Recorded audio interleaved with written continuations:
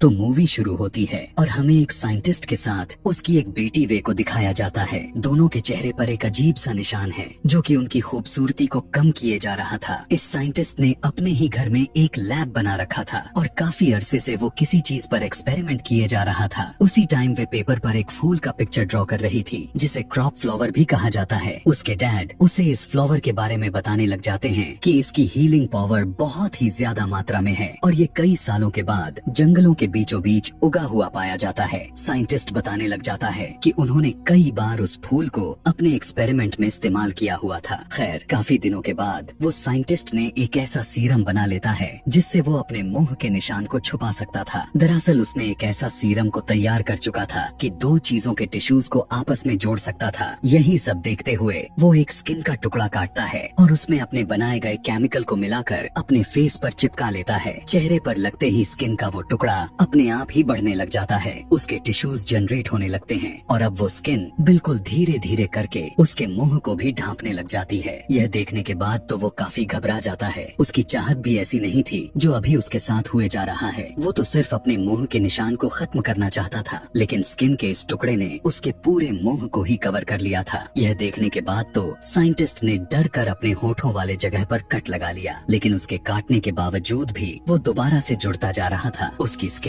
उसकी आंख, नाक सब जगह फैलती ही जा रही थी। बार बार वो अपने होठ, नाक, कान सब जगह पर कट मारता रहा। यही सब उसे करते हुए देखकर वे घबरा जाती हैं और आखिरकार डर कर वे ने ही अपने डैड को चाकू से स्टैब कर करके मार दिया। इस हादसे से वे बिल्कुल पूरी तरह से टूट चुकी थी। उसने अपने ही डैड की जान ले ली थी और अब उसके पास कोई भी नहीं बचा हुआ था। वक्त गुजरने के साथ साथ वे पढ़ती चली गईं। वो पढ़ाई में अपने डैड की तरह बहुत ही अच्छी थी और वजह भी यह रहा कि उसे यूएस की एक बड़ी यूनिवर्सिटी में स्कॉलरशिप मिल गई और वो अपने घर जहाँ पर रहती थी उस जगह को छोड़कर यूएस चली गई। पता चलता है कि यूएस में वे अपने आंटी के पास में रहने वाली थी जिसकी एंजी नाम की एक बेटी भी थी और एंजी वे के यहाँ आने से खुश इसलिए नहीं थी क्योंकि उसे अपना रूम शेयर करना पड़ रहा। ये खैर, वे अब रूम में चली जाती है और एक छोटा टेम्पल बना लेती है जिसमें अपने डैड के पिक्चर रखकर उनका पूजा करने लगती है। दरअसल वो अपने ही डैड को अपना गॉड मानती थी। कुछ टाइम जब गुजरा तो हम उसके डैड के कुछ नोट्स के साथ कुछ चीजें देख पाते हैं और यह पर हमें यह पता चलता है कि वे अभी तक उसी एक्सपेरिमेंट को किए जा रही है जिसकी वजह से उसकी डैड मारे गए थे। अगले दिन वे की यूनिवर्सिटी का पहला दिन था। वहाँ जाते हुए उसे रास्ते में एक आदमी मिलता है जो होमलेस था और यही फुटपाथ पर बैठा रहता था। उसका चेहरा देखने के लायक तो बिल्कुल भी नहीं था क्योंकि उसका चेहरा बहुत ही ज्यादा बिगड़ा हुआ था। वे उसे कुछ टाइम तक बस देखती रह गई पूछने पर कि यूनिवर्सिटी का रास्ता किधर से जाता है। तो ये आदमी वे की मदद भी किया जिसके बाद वे वहाँ से चली गयी। क्लास में आने के बाद बहुत ही खुशी के साथ क्लास टीचर वे का इंट्रोडक्शन करवाते हैं क्योंकि वे ने एंट्री टेस्ट में 100% स्कोर किया हुआ था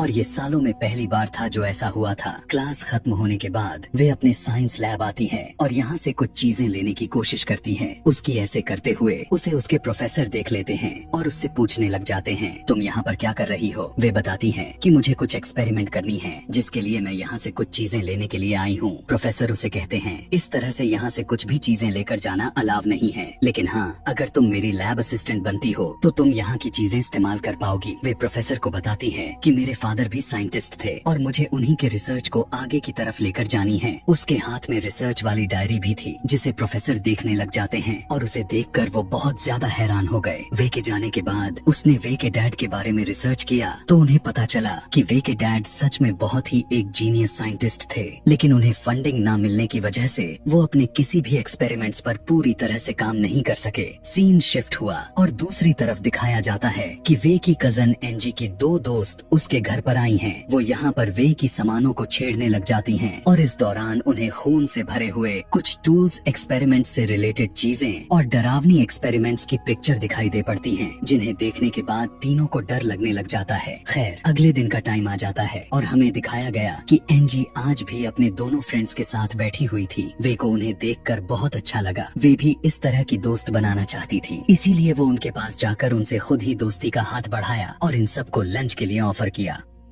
वे के चेहरे के निशान को देखते ही सभी वे से कतराने लग गए थे। वो तैयार तो नहीं हो रहे थे, लेकिन बहुत दूर तक सोचते हुए उन्होंने रेस्टोरेंट जाने के लिए हामी भर ली। लेकिन वहाँ जाकर उन्होंने जब वे को अजीब तरीके से खाता हुआ देखा तो सभी वे को रेस्टोरेंट में अकेला ही छोड़कर भाग गयी। वे ने उन सारे खाने को पैक करवाया और बाहर आकर उन खाने को उस होमलेस आदमी को दे दिया जिसका मुंह खराब था। यहाँ पर बैठकर उस होमलेस आदमी से बातें करने लग जाती है, क्योंकि आज वो बहुत ज्यादा उदास दिखाई दे रही थी। वो उस होमलेस आदमी से कहने लग जाती है, मेरे मुंह पर जो ये निशान है मुझे बहुत ही बदसूरत बना देता है। उसकी बात सुनकर होमलेस कहने लग जाता है कि ऐसा नहीं है, जैसी हो वैसे ही बहुत अच्छी दिखती हो। उसके साथ बातें करते टाइम वे को कुछ अच्छा महसूस हुआ था। यहाँ से घर जाने के लिए जब वो आगे बढ़ ही रही थी कि रास्ते में उसे उसके प्रोफेसर मिल गए, जिन्होंने उसे लिफ्ट भी दी थी। दरअसल वो उसके लिए एक प्रपोजल लेकर आए थे। वो उससे कहते हैं कि मैं तुम्हारी इस रिसर्च को कंप्लीट करने में मदद करूंगा, जिसके लिए प्रोफेसर को वे की परमिशन चाहिए थी, क्योंकि ये वे के डैड की रिसर्च थी। यह सुनने के बाद तो वे खुश हो गयी और उसकी बात मानकर हाँ कर दी, क्योंकि प्रोफेसर पहले इंसान थे जो उसकी मदद कर रहे थे। अगले ही दिन से वो लोग उस एक्सपेरिमेंट पर काम भी करना शुरू कर देते हैं। काफी दिन तक इनका एक्सपेरिमेंट्स चलता रहा, लेकिन आज भी कुछ हाथ नहीं लगा, यानी इनका एक्सपेरिमेंट्स काम नहीं कर रहा था। उनकी सारी मेहनत बेकार जाती हुई दिखाई दे रही थी। इन्हें इनकी मर्जी के रिजल्ट्स नहीं मिल पा रहे थे और इस चीज से प्रोफेसर फ्रस्ट्रेट होकर इस एक्सपेरिमेंट को बंद करने का फैसला किया। आज के दिन जब वे उदास हुई दिखाई दे रही थी तो उसी टाइम लैब में एंजी की दोस्त एलेक्स आ गई। दरअसल वो भी लैब असिस्टेंट अप्लाई करने के लिए ही आई थी और प्रोफेसर ने उसकी भी रिक्वेस्ट को एक्सेप्ट कर लिया। घर जाते हुए वो वे के साथ ही जाती है और रास्ते में वो पिछले दिनों के लिए वे से माफी भी मांगकर उससे दोस्ती भी कर लेती है। इस टाइम एलेक्स के पास एक पोस्टर था जिसमें उसी फ्लावर की पिक्चर थी जिस फूल को उसके डैड अपने एक्सपेरिमेंट्स में यूज किया करते थे। यह देखने के बाद तो वे के दिमाग में बहुत सी खिचड़ी पकने लग गई। उसे पता चला कि इस फूल को पास के ही एक एग्जीबिशन में लगाया गया है। यह पढ़कर उसे अपने डैड की बात याद आई कि उनके एक्सपेरिमेंट के लिए उस फ्लावर को आना बहुत ही जरूरी था। इसलिए उसने फैसला कर लिया वो उस फूल को किसी भी कीमत पर हासिल करके ही रहेगी। रात होने पर वो चुपके से उस करीबी फार्म हाउस पर जाती है और एग्जीबिशन से उस फ्लावर को चुरा लाती है। सीधा फ्लावर को लेकर साइंस लैब में आ गई और वहाँ आकर अपना एक्सपेरिमेंट्स करना शुरू कर देती है। इस साइंस लैब में प्रोफेसर और एलेक्स पहले से ही छुप कर बैठे हुए थे, जिन्हें वे ने अपने एक्सपेरिमेंट्स में इतना गुम हो गई थी कि उसने नोटिस ही नहीं किया। उसने उस फ्लावर में से कुछ एक्सट्रैक्ट निकाला और उसने उसे अपने एक्सपेरिमेंट के अंदर ऐड कर दिया, जिसके बाद उनसे अपने पैर की स्किन को काटा और उसकी 2 टुकड़े करके उस पे वो सीरम अप्लाई किया। हैरानी की बात तो यह था कि उस सीरम ने आपस में उन स्किन के दोनों टुकड़ों को जोड़ भी दिया। अब जहाँ से उसने अपने स्किन को उतारी थी वो वहाँ पर यही सीरम को लगाती है और अपना स्किन का ही टुकड़ा लगा देती है। देखते ही देखते स्किन दोबारा से जनरेट हो जाती है, यानी वहाँ पर दोबारा से स्किन बनने लग जाती है। प्रोफेसर खिड़की से हैरान होकर यह सब कुछ देखते रह जाते हैं। फौरन ही एलेक्स को यहाँ से भेज देते हैं और फिर वे के पास आकर उससे पूछने लग जाते हैं, आखिर तुम क्या किए जा रही हो। अब यहाँ पर वे प्रोफेसर को एक्सप्लेन करते हुए बताती हैं कि किस तरह उस फूल के सीरम ने उनके एक्सपेरिमेंट को कामयाब कर दिया था। अब उनका एक्सपेरिमेंट काम कर रहा था। वो जब अपने पैर की स्किन को प्रोफेसर को दिखा रही थी उस टाइम पर एलेक्स कुछ गलत समझकर उन दोनों से जेलस होने लग गई और उसने वे की अजीबोगरीब पिक्चर्स भी ले ली, जिसके बाद उसने वे को डांटा और वे यहाँ से चली गयी। वे एलेक्स की यहाँ पर इस तरह से आने पर घबरा सा गयी। घबराहट में वो अपनी नोटबुक भी यही लैब में छोड़ गई थी, जिसे देखकर प्रोफेसर बहुत ज्यादा खुश हो गए। एलेक्स ने अब तक वे की फोटो वे की कजन एंजी को भी सेंड कर दी थी, जबकि यहाँ पर प्रोफेसर वे के डैड की डायरी को इंग्लिश में ट्रांसलेट करने की कोशिश में लग गए थे।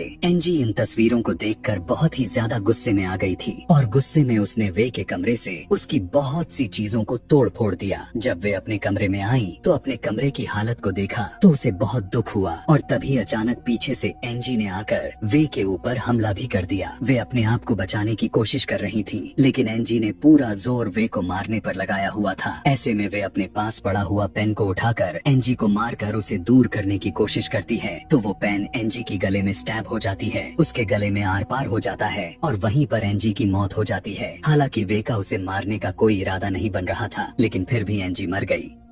घबराहट में वो एनजी के बॉडी को उठाकर वॉशरूम में छुपाने के लिए लेकर जाती है। अब आखिर वो इस बॉडी का क्या करती? उसके दिमाग में अब अजीबो गरीब तरह के ख्याल आने लग गए थे। उसने वहीं पर एनजी की स्किन काटना शुरू कर दी। एनजी की मुंह के पूरे स्किन को उतारने के बाद वो अपना बनाया हुआ सीरम अपने मुंह पे इंजेक्ट करती है और वो पूरी की पूरी स्किन अपने मुंह पर लगा लेती है। वे के फेस के टिश्यूज और एनजी की स्किन के टिश्यूज आपस में मिल जाते हैं। वे बिल्कुल पूरी तरह से एनजी जैसी दिखने लग जाती हैं। अभी तक एनजी की मॉम कहीं पर गई हुई थी। जैसे ही वो अपने घर लौटी तो वो वे को ही अपनी बेटी एनजी समझकर गले से लगा लिया और प्यार करने लग गई। वे को यह अच्छा रास्ता लगा। उसने अब अपने आप को वे में बदला ही नहीं। सुबह होने पर उसने एनजी के कपड़े पहनी और एनजी का हुलिया बनाते हुए वो एनजी की लाइफ एंजॉय करने लग गई। जब वो यूनिवर्सिटी गई तो सबसे पहले उसे एनजी का बॉयफ्रेंड मिला। यहाँ पर पहली बार था जो कोई लड़का उसके इतना करीब आया हुआ था। वे को बहुत ही अच्छा एहसास हुआ। वो अब एनजी के फेस के साथ एनजी की लाइफ एंजॉय करने लग गई थी और उसे एहसास होता है कि वे की शरीर में उसकी लाइफ बहुत ही ज्यादा बोरिंग थी। एनजी के अच्छे दोस्त भी थे, उसका बॉयफ्रेंड था, उसकी प्यार करने वाली मॉम थी। यहाँ तक कि एनजी के बॉयफ्रेंड के साथ डेट पर भी चली जाती है। जहाँ पर जब ये दोनों एक दूसरे के करीब आ रहे थे तो तभी अचानक से वे के फेस से एनजी की स्किन उतरने लग गई। यह देखकर उस लड़के की तो होश ही गायब हो गए। घबरा गया क्योंकि बहुत ही ज्यादा क्रिपी दिख रहा था। इसीलिए लड़का उससे डरकर पीछे भागने लग गया। पीछे होते हुए उसने एहसास ही नहीं किया कि पीछे स्लोप थी जिससे वो नीचे गिरकर खुद ही मर गया। यह सब देखकर डरते हुए वे घर आ जाती है और अपने डैड की नोटबुक ढूंढने लग जाती है क्योंकि उन नोटबुक में इस स्किन को हमेशा के लिए परमानेंट लगाने का राज हो सकता था। लेकिन उसे अपने डैड के नोटबुक नहीं मिलते क्योंकि वो तो प्रोफेसर के पास थी। लेकिन इस टाइम थोड़ा सा सीरम था जिसे वो निकाल कर दोबारा से अपने स्किन में इंजेक्ट करके एनजी का फेस दोबारा से हासिल कर लेती है। दूसरी तरफ प्रोफेसर को दिखाया जाता है जो अब उस फ्लावर की तलाश में निकले हुए हैं जो फ्लावर उस एक्सपेरिमेंट को कामयाब बना सकता था। फूल को ढूंढते हुए इस टाइम प्रोफेसर को उनके ट्रांसलेटर की कॉल आती है जो असल में उस नोटबुक को ट्रांसलेट कर रहा था। वो बताने लग जाता है कि यह एक्सपेरिमेंट्स बहुत ही ज्यादा मात्रा में खतरनाक साबित हो सकता है। इस एक्सपेरिमेंट को करना रिस्क में लेकर भी आ सकता है। दरअसल वो अपने साफ साफ लफ्जों में प्रोफेसर को यह एक्सपेरिमेंट्स को फौरन से बंद करने को कह रहा है, लेकिन प्रोफेसर उसकी एक तक नहीं सुन रहे थे। अब वे लैब में आकर अपने डैड की बुक को ढूंढने लग गई, लेकिन कहीं पर भी उसे अपने डैड की बुक नहीं दिखाई दी क्योंकि वो तो प्रोफेसर ने अपने ट्रांसलेट को दे दी थी। इसीलिए वो फौरन से प्रोफेसर को कॉल लगाती है तो प्रोफेसर उसे बताते हैं, हाँ वो बुक तो मेरे पास है लेकिन अब वो तुम्हें नहीं मिलेगी क्योंकि वो एक्सपेरिमेंट्स अब मैं अपने नाम से मशहूर करने वाला हूँ। यह सुनने के बाद तो वे को बहुत ज्यादा गुस्सा आ गया, लेकिन वो तो कुछ कर नहीं सकती थी, इसीलिए चुपचाप वहाँ से चली गई। यूनिवर्सिटी से बाहर निकलते ही उसे ईव नाम की लड़की नजर आ जाती है। उसे पता चलता है कि ईव का भी प्रोफेसर के साथ अफेयर चल रहा था। अब प्रोफेसर का गुस्सा लेने के लिए उसने एनजी बनकर उनसे ईव को घर पर इनवाइट किया और ईव आ भी गई। उसने आते ही गुस्से में वे ने उस पर हमला कर डाला। ईव भी परेशान हो गई और अपने आप को बचाने के लिए छुपते हुए गार्डन में पहुंच गई, लेकिन वे ने उसे यहाँ पर भी पकड़ लिया और एक ड्रिल मशीन से उसे इसके ऊपर हमला करते हुए उसे मार डाला। ईव के मार लेने के बाद वो ईव के भी स्किन को उतार लेती है और उसे अपने मुंह पर लगा लेती है। अब एनजी से बदलकर बिल्कुल ईव की तरह दिखने लग गई थी। उसने अपने बालों को भी ईव जैसा कर लिया और कपड़े भी ईव की तरह पहनकर बिल्कुल ईव जैसी बनने लगी। उसकी फोन को देखते हुए उसने ईव का स्टाइल भी कॉपी कर ली ताकि कोई भी उसे पहचान न पाए। इन्हीं सब के दौरान हम देख पाते हैं कि उसके नेबर का डॉग यह सब देखकर बहुत ज्यादा भौंके जा रहा था। इसीलिए नेबर ने पुलिस को कॉल कर दी, लेकिन पुलिस वाले जब घर आए तो उन्होंने ईव को टॉवल में देखा और उसे कुछ भी कहे बगैर चले गए। अगली सुबह जब वो ईव के फेस के साथ जब यूनिवर्सिटी में जाती है उसे यहाँ पर बहुत अच्छा लगने लग जाता है क्योंकि ईव यहाँ की एक बहुत ही पॉपुलर स्टूडेंट थी। उसे देखकर सब खुश हो जाते हैं। अब ईव की ही शकल में वो प्रोफेसर के घर जाती है। वो जानती थी कि यहाँ से उसे अपने डैड की नोटबुक मिल जाएगी। प्रोफेसर ने भी यह नहीं जानते थे कि वो ईव के शकल में वे ही हैं। उसे अपने घर में जाने के लिए एंट्री दे देते हैं। वे पूरे घर में अपने डैड की नोटबुक को ढूंढने लग जाती हैं, लेकिन कहीं भी बुक उसे नहीं मिल रही थी। गुस्से में वो वापस आ गई। रात होने पर उसने जो दोनों मर्डर कर रखे थे सबसे पहले उनकी लाशों को ठिकाने लगाती है। एनजी और ईव की बॉडी को उसने पुल में डाल दिया और फिर एनजी और ईव की मोबाइल को चेक करने लग गई थी, जहाँ पर उसे अपने और प्रोफेसर की वो पिक्चर मिल गई जिसके जरिए एलेक्स उसे बदनाम करना चाहती थी।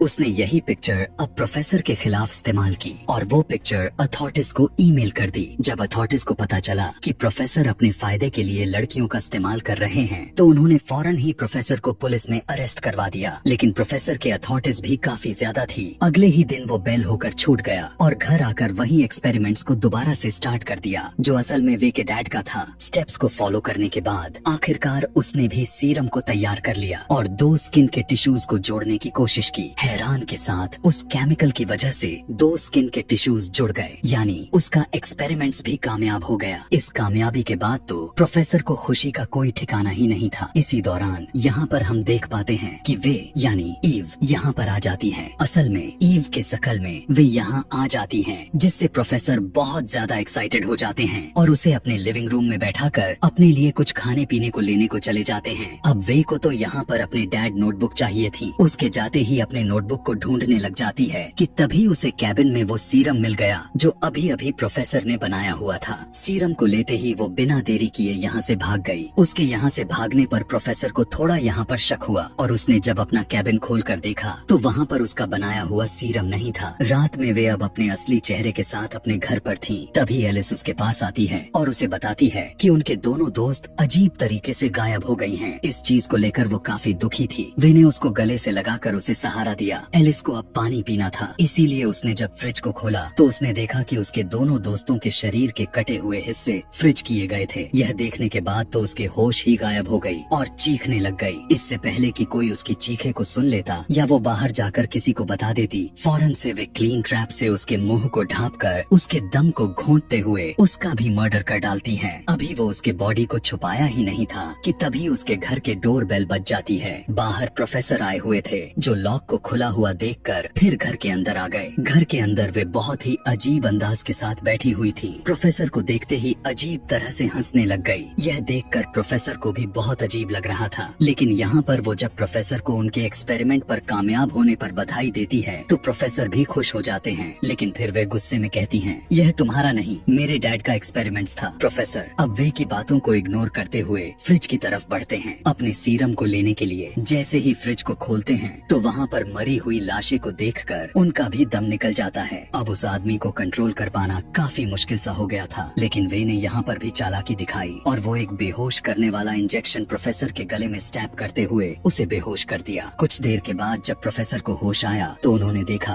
कि वे ने उसकी पूरी बॉडी की स्किन को उतार दी थी। यह देखकर वो जोर जोर से चिल्लाने लग गए। अब वे उस सीरम को भरकर प्रोफेसर को लगा रही थी और इसके बाद एक स्किन का टुकड़ा प्रोफेसर के शरीर में लगा देती है। यह स्किन खुद अपने आप बढ़ने लग जाती है, जैसे वो मूवी के स्टार्टिंग सीन में वे के डैड साइंटिस्ट के मुंह पर बढ़ने लग गई थी। वे इस टाइम प्रोफेसर के मुंह में एक स्ट्रो रख दिया था। स्ट्रो के अलावा वो स्किन उसके बॉडी के हर जगह पर फैलने लग गई थी। स्किन की वजह से प्रोफेसर का दम घुटने लग गया और कुछ ही देर में वो मारे गए। मरने से पहले उसने जो चीखें मारी थी उस आवाज को उसके नेबर ने सुन ली थी। इसीलिए नेबर ने दोबारा से पुलिस को इन्फॉर्म कर दिया। पुलिस को आते हुए देखते ही वे घबरा गईं और घर से निकलकर भाग गईं, क्योंकि वो जानती थी कि अब वो पकड़ी जाएगी। पुलिस भी उस भागते हुए देख लिया था और उसे पकड़ने के लिए उसके पीछे भागते हुए वो होमलेस आदमी के पास पहुंच जाती है और उससे मदद मांगती है। वो होमलेस पहले से ही वे को अच्छा समझता था, क्योंकि वे ने हमेशा से उसके साथ अच्छा रवैया रखा हुआ था। वो होमलेस वे के कहने पर उसे अपनी चादर में छुपा लेता है और पुलिस उस ढूंढ नहीं पाती।